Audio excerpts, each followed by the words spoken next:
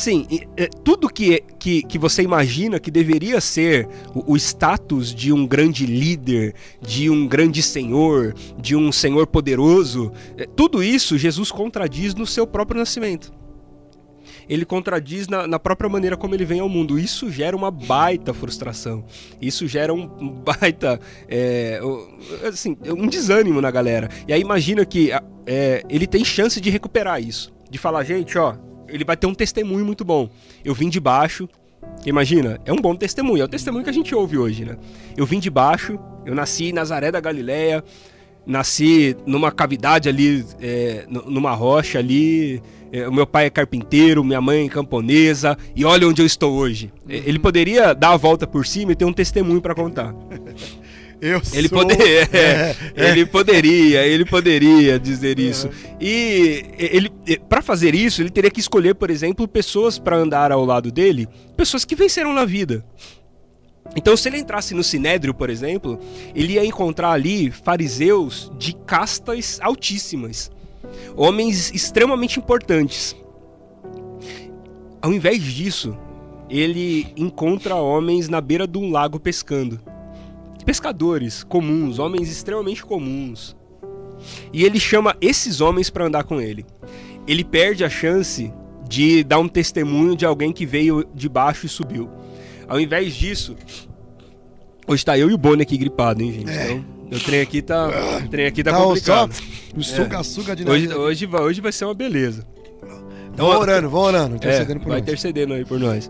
Então, ao invés dele trabalhar esse testemunho de alguém que veio de baixo e subiu, ele chama para andar do lado dele pessoas que tinham uma reputação pior do que a dele. E é tão legal isso que, se você for ler, por exemplo, Atos 2, no dia que o Espírito é derramado sobre aqueles homens e eles começam a falar em línguas, em outras línguas idiomáticas, ou seja, eles começam a falar em outros idiomas. E tem muitas nações ali reunidas ao redor deles, e aqueles homens estrangeiros estão ouvindo os discípulos de Jesus falando nas suas próprias línguas. Eles ficam extasiados com o seguinte: como que esses caras indoutos, chucros, sem estudo, sem cultura, como que eles estão falando na nossa língua? Essa é a surpresa do pessoal, né? Como? Então, assim, Jesus chama para andar junto com ele pessoas que tinham uma reputação pior do que a dele. Então ele perde a chance de ascender socialmente. E isso gera uma decepção, porque o foco de Jesus era outro, era extremamente outro. Ele não estava nem um pouco disposto a conquistar as coisas pelo poder. E isso é uma coisa que é muito difícil entrar na cabeça da gente hoje, principalmente nessa consciência pós-moderna que a gente tem de igreja. Porque a gente pensa que Deus está aqui resolvendo as coisas com o poder que Ele tem como Deus. E a gente esquece que Jesus se manifestou, Ele veio ao mundo, viveu e morreu morte de cruz, não para revelar para a gente um Deus poderoso, mas para revelar para a gente um Pai amoroso. Então o tempo inteiro Jesus faz com que aquelas pessoas deixem de olhar para um Deus que tem poder, para olhar para um Pai que tem amor. Porque esse pai amou ao mundo de tal maneira que deu seu único filho. Se Deus quisesse resolver as coisas com poder, se Jesus quisesse resolver as coisas com poder, bom, seria muito simples ele fazer isso. Inclusive, quando ele é preso, no momento da sua captura no Monte do Getsemane, que o Pedro está pensando ainda com essa cabeça de que, bom, ele veio aqui resolver essa parada. Então, os soldados romanos vêm prender Jesus e o Pedro saca a espada e corta a orelha do soldado, do Malco.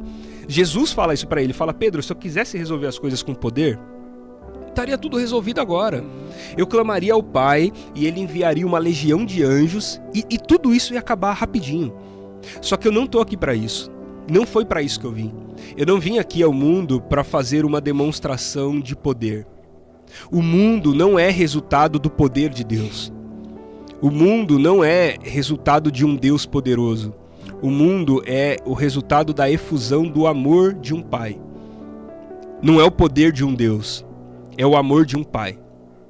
E a gente, enquanto consciências religiosas, ainda pensa no poder de um Deus e ainda está distante da percepção da realidade do amor de um Pai. É por isso que a gente acha que Deus escolhe umas pessoas e não escolhe as outras, que Deus honra umas pessoas e não honra as outras, porque com Deus é assim. Deus é poderoso, então me parece que a gente trabalha sempre a perspectiva da performance. Se você for, tudo depende de você e da tua performance. E Jesus vem apresentar pra gente um pai. Jesus vem apresentar pra gente um pai que não trabalha com o poder, mas que manifesta o seu amor. Então o mundo, ele é construído não pelo poder de Deus, mas pelo amor de um pai.